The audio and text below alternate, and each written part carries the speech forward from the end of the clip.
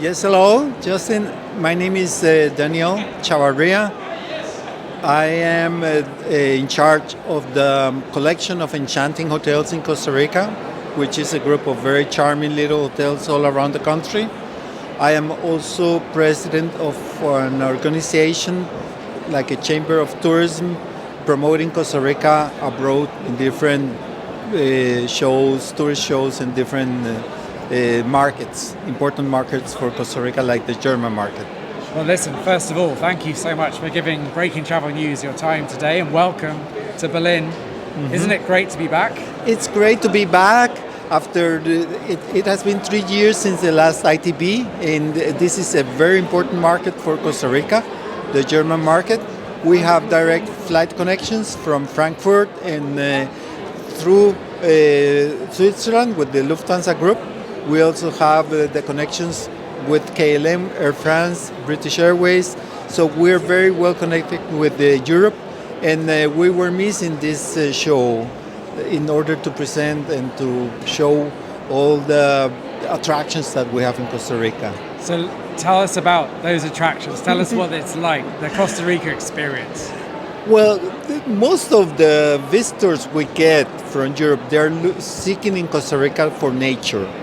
We have over 75 protected areas.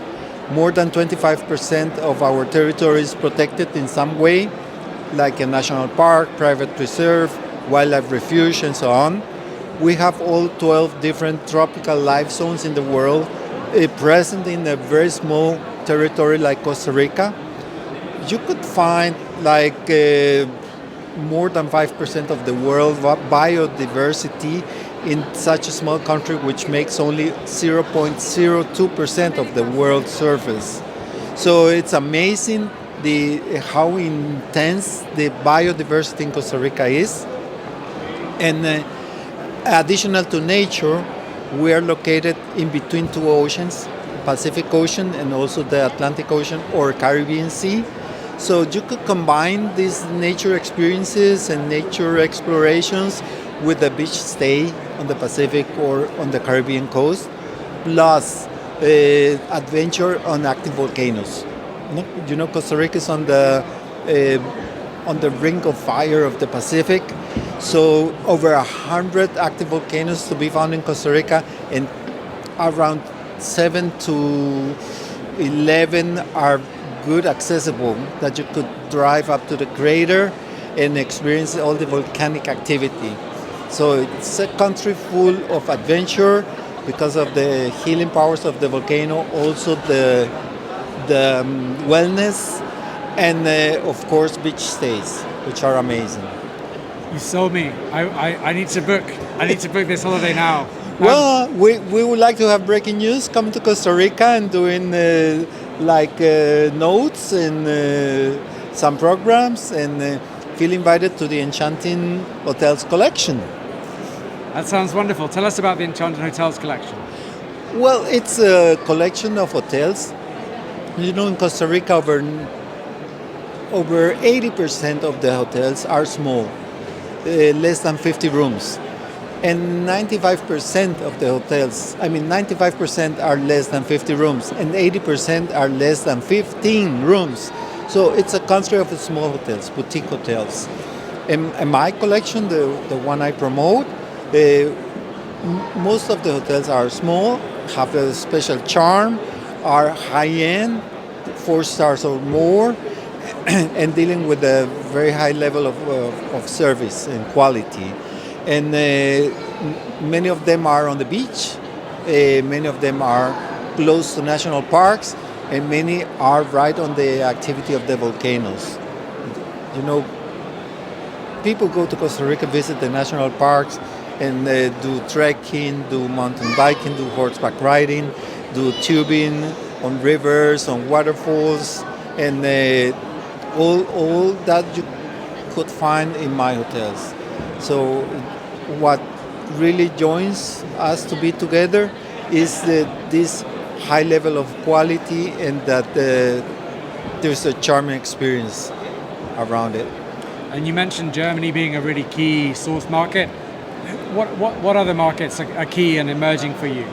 Okay, of course, Germany, the main European markets that we have in Costa Rica are German, Spanish, French, and UK. Those are the main markets for us. Emerging is the Dutch market from Holland, because we have flight connections with the KLM, so that has been bringing more and more Dutch tourists to Costa Rica, and maybe the Scandinavian a little bit are starting to discover Costa Rica. But apart from those important European markets, of course, in Costa Rica we do get a lot of North Americans, Canadians, and Mexican. Not that many from South America. That would be emerging right now. And I suppose, in a sense, after the pandemic, particularly, travelers are looking for something different. They're looking for something which is more experiential, more about wellness and well-being, and something different. And this seems to be something that you can offer. This is something we can offer. We could experience, Costa Rica opened very quickly during the pandemic, and many visitors were traveling to Costa Rica because we have a very high standard of health services. The hospitals never collapsed. We were one of the first countries to get full vaccination of the population, and we weren't putting obstacles for the people to travel. And coming to Costa Rica was almost experience of it's not a mass tourist destination. We have small groups. We have a lot of nature. Most of the experiences are walking in the forest or being outdoors. A lot of the distancing. People being at the beach would be far apart from each other and not many people. And that is the kind of experience you will find all over the country. It's not mass tourism. We cannot have mass tourism because our product is very fragile. We're talking about forest national parks, which has a limited capacity per day and in total of receiving tourists. So that kind of experience people could find in Costa Rica. In Latin America, only 2 countries you can drink the water is drinking water from the top, and one of them is Costa Rica. So it's a really high standard of human development. That is why Costa Rica was in the past, for many years, the happiest country in the world. And on your point around limiting capacity and also obviously protecting the biodiversity as well, what is the strategy around sustainability for you? More than a strategy, it is like in the DNA of the Costa Ricans and of the tourist sector. We have a certification for sustainable tourism that every tourist company tries to get the elite, the highest, which is the 5 leaves. Yeah, but many hotels do not have the certification, but they still apply good practices of protecting the forest, of recycling, of saving the electricity and so on. And the government is trying to motivate, coming to this show, for example, if you are the elite level of sustainability, you don't pay for the stand.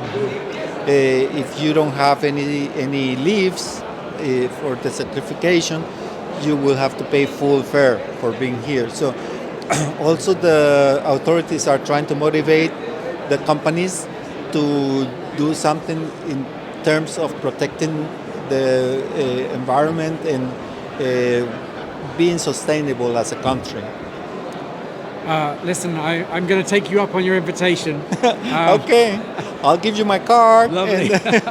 Thank you for a wonderful interview. Yeah, thank you too, Yasin.